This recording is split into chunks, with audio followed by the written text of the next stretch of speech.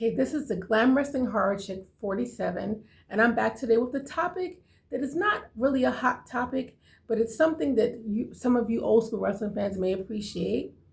Let's get started. Okay, so today's topic is my second time making this video, second cut, technical difficulties, but here we are. So the topic of today is wrestlers who had two or even multiple gimmicks. And some of you may actually not even be aware that this wrestler was actually another wrestler, is that they're the same person. You may not be aware of that, okay? If that makes any sense what I said. So the first one is Steve Kern. Now, for some of you youngins, you may not know who Steve Kern is, but if you've been watching wrestling from back in the 80s and 90s, Steve Kern was a wrestler named Skinner. He was an alligator chaser, very backwoodsy. I believe he used to even have like snuff or something in his mouth. Very menacing, disgusting, not desirable. Okay, that's who we know as Steve Kern. But what most of you don't know is that he was also playing Doink the Clown at times. So most of you are familiar with the fact that the late, great Matt Bourne was Doink. Even Ray Apollo, who I believe was talent enhancement, as they like to call it, he actually was Doink the Clown. But Steve Kern at times was also Doink the Clown. So you had him as a menacing, disgusting alligator chaser, and then he was a damn clown. Crazy stuff, isn't it? Right? The next one, so this is a funny one. Glenn Jacobs. Most of us know him as Kane. But before he was Kane, he was a menacing dentist called Dr. Isaac Yankem. Strangely enough, I think he was missing teeth, which is crazy because if you're playing a dentist gimmick, you should have pretty much a full set of teeth. But yes, he played Dr. Isaac Yankem. But he also, now what a lot of you don't know, so initially at first he was Dr. Isaac Yankem. In between him being that and Kane, there was a time when there was a fake Kevin Nash, which I like to call Timu Kevin Nash. Okay, now I don't know if you guys remember, but there was a time when Kevin Nash and Razor Ramon left the company, and Vince, being the big baby sometimes that he is, he wanted to have his way, and I'll show them. Ha ha ha.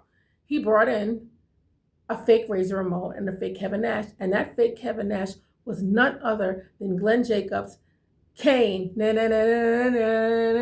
So he played three different roles, and I think a lot of us looking at the fake Kevin Nash wouldn't have even known that that was the same guy who played Kane.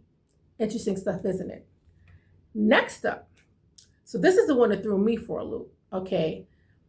As a person, as a fan who loves AEW, okay, I'm watching AEW one day, Don Callas, bald, high water pants, Don Callas, okay? And I was watching it for weeks before I found out that this was the same man who back in the 90s, I believe, played the Jackal. Now, if any of you remember the Jackal had a full head of beautiful hair. And to me, he didn't look that tall. He had this this gimmick that was kind of like David Koresh-ish, cult leader-ish. I think he managed the Truth Commission, amongst others. But this is the same guy. And it blew my mind. And as some of you may or may not know. And now he's manager extraordinaire in AEW, bald, high waters, that looks nothing like the Jackal, but that is indeed the Jackal that was in the WWF back in the 90s with that beautiful head of hair. Same guy, same person, Don Callas. Now, this is another one that some of you may or may not know. Barry Darsow, who was in Demolition, he was Smash, okay? Dun dun dun dun dun dun dun dun dun dun dun dun. I'm sorry, I got thrown over me because that is one of my favorite all-time wrestling theme songs. Barry Darsow was one half of Demolition. Now, what some of you don't know is he also played the Repo Man. Now, The funny thing is the characters are so vastly different from each other. You have one that's in this tag team that's menacing, intimidating. They have these S&M, looking clothes on. And then you have the Repo Man who had this high-pitched, squeaky voice like a mouse. And he's running around talking about repossessing stuff and like cars, whatever. But it was just weird and not this intimidating smash that we're used to. Fun fact is that he actually, right before him and Axe disbanded, he played both characters within a same, I think, maybe a week time span. So he played dual roles until maybe that thing that went on for a couple of weeks, and then he finally was just the Repo Man. Crazy stuff, isn't it? Next up is, I'm going to make sure I don't forget anybody, Rikishi. Now, Rikishi, you guys know Rikishi, stink face Rikishi, big butt Rikishi, dun dun dun dun dun. We all know who Rikishi is. So back in, don't quote me on this, maybe the 90s, he also played the Sultan, okay, which was like a Middle Eastern gimmick, kind of Aladdin-ish. We all know Rikishi is Samoan, but it was weird. He was the Sultan. I don't have much to say about the Sultan because I really wasn't into that gimmick, but a lot of you don't know. He was the Sultan, okay? Kind of like if you want to think about the Iron Sheik-ish type gimmick, but just with a mask on.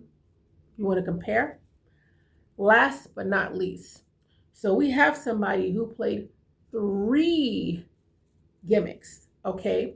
Now, I think most of you who started watching wrestling then maybe the Attitude Era are familiar with The Godfather. But before The Godfather, you had another character which was dark and ominous.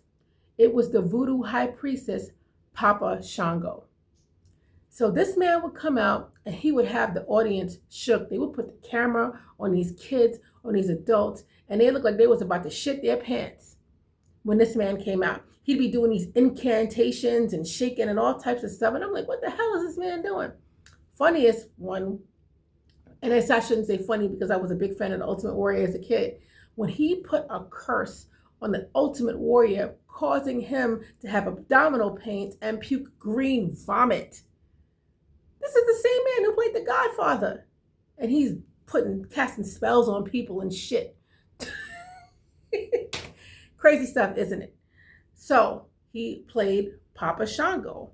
In the middle of all that, he played Kama. So in my previous video, which I have to delete now because it was no sound, I mentioned that I was not that familiar with Kama, what the gimmick he was supposed to be. I think it was supposed to be like a boxing gimmick, and my wrestling encyclopedia, my husband, said I was correct.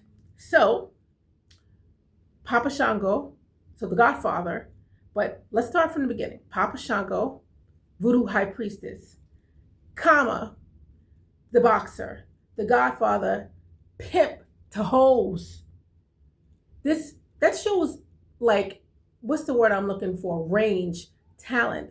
And that's the beauty of a lot of these wrestlers, is that it could be one person portraying multiple gimmicks over the span of their career, but each one is so vastly different that you have a hard time believing that, wait, this is the same person? That shows talent, that shows range, flexibility, and creativity, whether it's coming from them or a creative.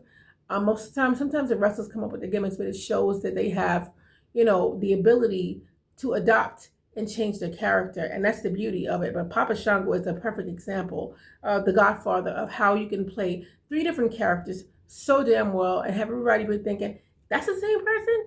Damn sure is. Anyway, guys, until next time, take care, and more wrestling content will be coming soon. Just be patient. Bye-bye.